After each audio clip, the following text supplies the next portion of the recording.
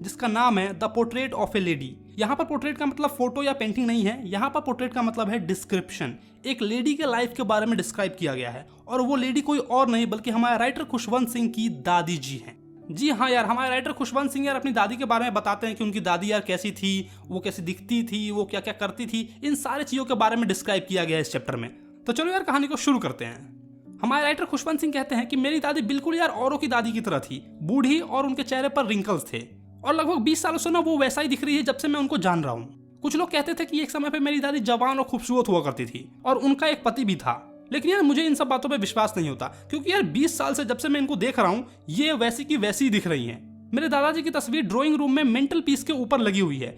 Mental peace यार इस चीज को कहा जाता है जहाँ पर यार नीचे से आग लगी हुई होती है और ऊपर से यार घेरा हुआ होता है, ठीक है। ये जो तुम देख रहे हो इसको यार मेंटल पीस कहते हैं। मेरे दादाजी के सर पर पगड़ी थी और उन्होंने यार ढीले ढाले कपड़े पहन रखे थे और उनकी यार लंबी सफेद बड़ी बड़ी दाढ़ी थी जो कि उनके छाती तक आती थी और वो यार एटलीस्ट 100 साल के दिखते थे और उनको देखकर ऐसा बिल्कुल भी नहीं लगता था कि एक समय पर इनकी पत्नी या फिर इनके बच्चे होंगे। उनको देखकर बस यही फील होता था कि इनकी ना बहुत सारी पोता और पोती होगी।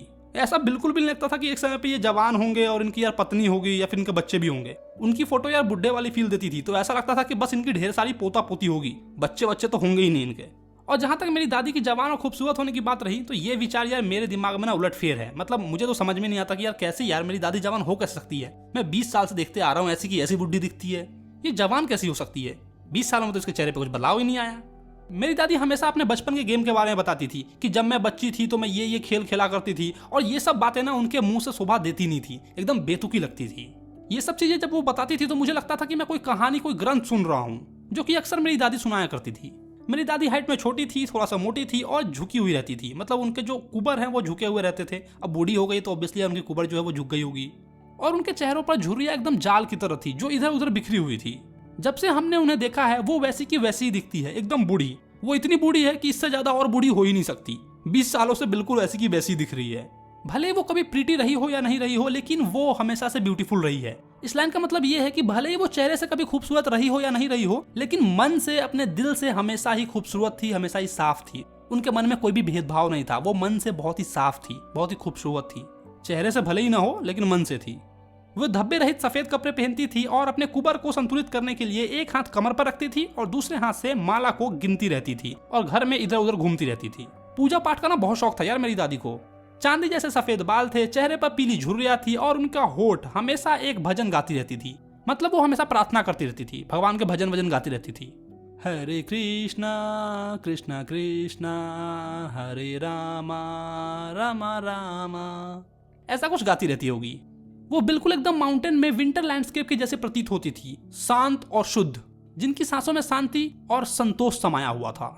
मेरी दादी और मैं ना बहुत अच्छे दोस्त थे। जब मेरे माता पिता शहर चले गए रहने के लिए तब उन्होंने मुझे मेरी दादी के पास छोड़ दिया और हम लोग लगातार एक साथ रहते थे। वो मुझे सुबह सुबह जगाती थी और स्कूल के लिए तैयार करती थी। जब वो मुझे नहा रही होती थी या फिर कपड़ा पहना रही होती थी तब वो कालीन वंदना की गीत गाती रहती थी, इस आशा में कि मुझे वो चीज याद हो जाए। लेकिन मैं उस गीत को इसलिए सुनता था क्योंकि मुझे उनकी आवाज बहुत ही अच्छी लगती थी, बल्कि इसलिए नहीं कि मुझे उसको सीखना है। मैंने कभी भी उस गीत को सीखने की कोशिश नहीं की। मुझे तैयार करने के बाद वो मेरा स्लेट लेके आती थी जिसे वो ऑलरेडी साफ कर चुकी होती थी। उस पे येलो चौक से प्लास्टर कर देती थी और एक छोटा सा इंक पोट और लाल कलम लेके आती थी। इन सब चीजों को एक साथ बांधकर पोटली में मुझे थमा देती थी। स्लेट यार मिट्टी से बना होता है, मिनी ब्लैक बोर्ड मान लो, जिस पर यार हम लोग चौक से लिखते हैं। बचपन में सब इसी पे लिखते हैं। सुबह का नाश्ता काफी भारी होता था। वो मेरे लिए बासी रोटी में बटर और शुगर लगा देती थी और मेरे साथ साथ गांव के कुछ कुत्तों के लिए भी बासी रोटी ले लेती थी और हम लोग स्कूल चले जाते थे। मेरी दादी हमेशा मेरे साथ स्कूल जाती थी क्योंकि जो स्कूल था वो मंदिर से जुड़ा हुआ था। पुजारी हमें अल्फाबेट्स यानी कि ABCD सिखाते थे और मॉर्निंग प्रेयर भी सिखाते थे, जहाँ पर सारे बच्चे वरांडे में 2 कतारों में बैठ जाते थे और हम लोग अल्फाबेट्स और जो है मॉर्निंग प्रेयर को एक सुर में गाते थे। वहीं दूसरी ओर मेरी दादी मंदिर के अंदर बैठकर धार्मिक किताबें वगैरह पढ़ती थी। जब हम दोनों का काम पूरा हो जाता तो हम लोग एक साथ घर की ओर चल देते। वहीं मंदिर के गेट पर ही गांव के कुत्ते जो है वो आ जाते थे और हमारा पीछा करते थे ताकि हम उनको चपाती दे सके, और जो चपाती हम उनके लिए लेके आते थे वो उनको वहां पर दे देते थे। वो कुत्ते उस चपाती के लिए आपस में लड़ते झगड़ते हमारा पीछा करते थे। जब मेरे माता पिता शहर में बस गए तो उन्होंने हमें बुलावा भेजा और वो टाइम मेरी और मेरी दादी की दोस्ती के बीच का एक इंपॉर्टेंट टाइम था, क्योंकि उसके बाद से ना उनकी दोस्ती ना धीरे धीरे कम होती चली गई। अब कैसे कम होती चली गई वो हमें अब आगे पता चलेगा। हम लोग शहर चले गए और वहीं पर रहने लगे। हालांकि मैं और मेरी दादी एक ही रूम में रहते थे, लेकिन फिर भी काफी समय से वो मुझे स्कूल छोड़ने नहीं जाती थी क्योंकि मैं एक इंग्लिश मीडियम स्कूल में पढ़ता था और बस से ही जाया आया करता था। वहाँ पर गली में कुत्ते भी नहीं थे, तो शहर वाले घर के आंगन में दादी ने स्पैरोस को रोटी खिलाना शुरू कर दिया। स्पैरो यार एक तरह की चिड़िया होती है, ठीक है, बर्ड। जैसे जैसे साल बीतता गया हमारा मिलना धीरे धीरे कम होता चला गया। कुछ समय के लिए उन्होंने मुझे सुबह सुबह जगाना और स्कूल के लिए तैयार करना जारी रखा, लेकिन फिर वो भी धीरे धीरे छूट गया। जब मैं स्कूल जाता और स्कूल से वापस आता तो वो मुझसे सवाल करती कि आज तुम्हारे टीचर ने तुम्हें क्या पढ़ाया। तो मैं उनको कुछ अंग्रेजी के शब्दों के बारे में बताता और फिर मैं उनको बताता कि आज मैंने लॉ ऑफ ग्रेविटी के बारे में सीखा, आर्किमिड प्रिंसिपल के बारे में सीखा और जो हमारा अर्थ है वो गोल है, इसके बारे में मैं उनको बताता था। लेकिन इन सब चीजों से वो खुश नहीं थी, क्योंकि वो मेरे लेसन में मेरा हेल्प नहीं कर पाती थी। जो भी चीज स्कूल वगैरह में पढ़ाया जाता था वो उस पर विश्वास बिल्कुल भी नहीं करती थी। वो इस बात से परेशान थी कि स्कूल में भगवान और धार्मिक ग्रंथों के बारे में कुछ भी नहीं पढ़ाया जाता था। वो इसको लेकर बहुत ही ज्यादा परेशान थी। हाँ यार, मुझे भी ऐसा लगता है ना कि यार हमारे स्कूल वगैरह में भी ना ईश्वर के बारे में पढ़ाया जाना चाहिए। मतलब संस्कृत वगैरह सिखाते या फिर गीता का ज्ञान देते तो बहुत अच्छा होता। खैर जो भी है, छोड़ो। मैंने उनको खुश करने के लिए ये भी बताया कि हमारे स्कूल में म्यूजिक भी सिखाया जाता है, तो वो और ज्यादा गुस्सा हो गई, क्योंकि उनके अकॉर्डिंग जो इंग्लिश मीडियम स्कूल्स में सिंगिंग वगैरह सिखाई जाती है वो एकदम ही बकवास चीज है, वो भले लोगों के लिए नहीं है। पता नहीं कौन कौन सा गाना गाता रहता है, हमें प्यार हुआ था, इकरार हुआ था, भगवान का भजन वजन का तो नाम ही नहीं लेता है छोरा। क्योंकि यार उनकी दादी को ऐसा लगता था कि जो भी सिंगिंग वगैरह स्कूल में सिखाई जाती है वो बहुत ही बकवास है, क्योंकि वो लोग भगवान का भजन नहीं सिखाते हैं बल्कि दूसरा चीज सिखाते हैं, तो वो सब उनके लिए मायने नहीं रखती है। हालांकि मेरी दादी ने कुछ कहा नहीं, लेकिन उनकी चुप्पी का अर्थ यही था कि वो मेरी इन सब बातों से असमर्थ है। उसके बाद वो मुझसे कभी कभी बात करती थी। जब मैं यूनिवर्सिटी में चला गया तो मुझे एक सेपरेट कमरा दे दिया गया और हमारी दोस्ती के बीच में जो कॉमन कनेक्शन था वो भी टूट गया। मेरी दादी ने अपने अकेलेपन को स्वीकार कर लिया, एक्सेप्ट कर लिया, और अब वो दिन भर चरखा चलाती रहती थी। वो जो चरखा होता ना जो गांधी जी चलाते थे, वो चलाती रहती थी। वो शायद ही किसी से बात करने के लिए उस चरखे को छोड़ती थी, वरना दिन भर चरखा चलाती रहती थी। पागल हो गई थी बुढ़िया। सूर्य उदय से लेकर सूर्य अस्त तक दिन भर बैठकर चरखा चलाती और सूत काटती और भगवान का प्रार्थना करती थी। मतलब कि यार मनी मन भजन वजन गाती रहती होगी। केवल वो दोपहर में कुछ समय के लिए उठती थी ताकि चिड़ियों को खाना दे सके।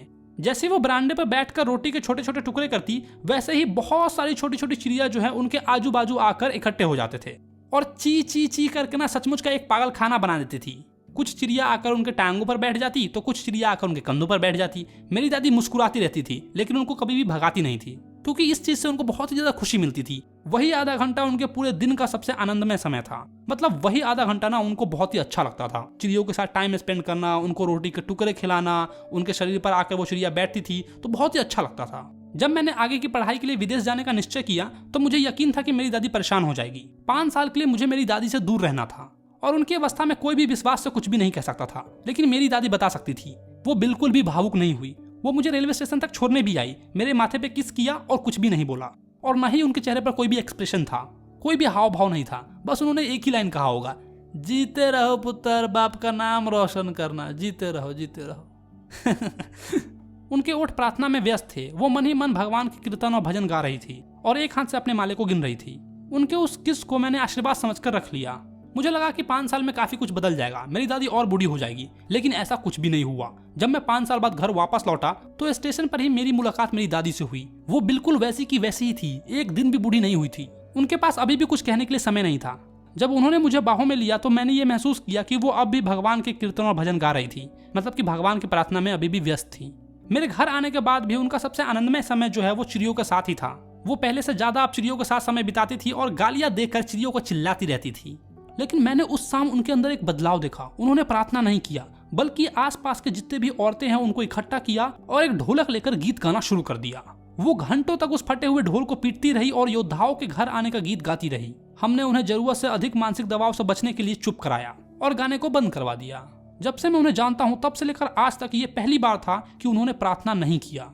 अगले ही सुबह वो बीमार हो गई, हल्का बुखार था। डॉक्टर ने हमें बताया कि थोड़ा सा बुखार है, उतर जाएगा। लेकिन मेरी दादी बिल्कुल अलग सोचती थी। उन्होंने कहा कि मेरा अंत बहुत ही नजदीक है। उन्होंने कहा कि वो अपने जीवन के अंतिम क्षण में प्रार्थना करना भूल गई। उनके पास हमसे बात करने का फालतू समय नहीं था।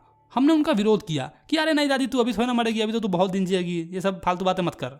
लेकिन उन्होंने हमारी विरोध को नकार दिया। वो बिस्तर पर शांतपूर्वक लेटी रही और भगवान की प्रार्थना करती रही और माला जप रही थी। इसके पहले कि हमें शंका होता, उनकी होठों ने हिलना बंद कर दिया। उनकी बेजान उंगलियों से माला गिर गया। चेहरा एकदम शांत और पीला पड़ गया। हम समझ गए कि वो मर चुकी है। हमने उन्हें बिस्तर से उठाया और परंपरा के अनुसार जमीन पर लाल कफन से ढक दिया। कुछ घंटों तक हमने रोया धोया किया कि दादी कहाँ चल गई गे, दादी के दादी। और कुछ ही घंटों के पश्चात हमने उन्हें अकेला छोड़ दिया और उनकी दाह संस्कार के प्रबंध करने में चले गए। शाम को हम दाह संस्कार के लिए अर्थी लिए हुए उनके कमरे में दाखिल हुए। सूर्यास्त हो चुका था। बरामदे और उनके कमरे में एक अलग सी चमक थी। हम आंगन में ही रुक गए। पूरे बरामदे तथा कमरे तक, ठीक वहां तक जहां वो कफन में ढकी हुई थी, चिड़ियों से भरा हुआ था। छत पर हजारों चिड़िया बैठी हुई थी। कोई भी चहचहाट नहीं थी, एकदम शांत था। हमें चिड़ियों के लिए दुख हुआ। मेरी माँ चिड़ियों के लिए रोटी ले गई और जैसा कि मेरी दादी रोटी को छोटे छोटे टुकड़ों में तोड़ देती थी, वैसा ही तोड़कर चिड़ियों को दे दिया। चिड़ियों ने उन रोटी को छुआ तक नहीं, उन पर बिल्कुल ध्यान नहीं दिया। जब हम अपनी दादी के बॉडी को लेकर चले, वैसे ही सारी चिड़िया फुर्र से उड़ गई। अगले दिन सफाई कर्मचारी ने सारे रोटियों को एक जगह इकट्ठा किया और कूड़ेदान में फेंक दिया। तो बस यार, यहीं पे तुम्हारी ये कहानी खत्म हो गई। क्या तुमने एक बात पे ध्यान दिया कि चिड़ियों ने यार खाना नहीं खाया? ऐसा क्यों हुआ? तुम मुझे नीचे कमेंट में बताओ। मुझे लगता है कि हमारे